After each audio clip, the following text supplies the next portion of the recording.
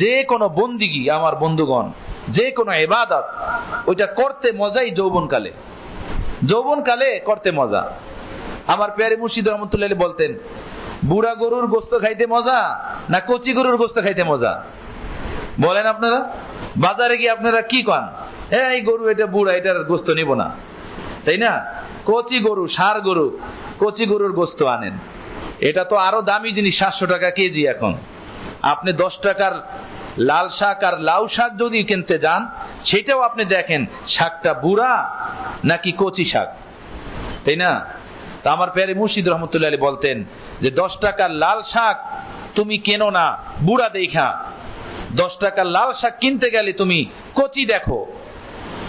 আর তুমি আল্লাহর বন্দিগির জন্য রাইখা দিছো বুড়া কাল, যে যখন তুমি বুড়া হবা তখন হজ কইরা আইসা মসজিদ ধরবা, নামাজ ধরবা।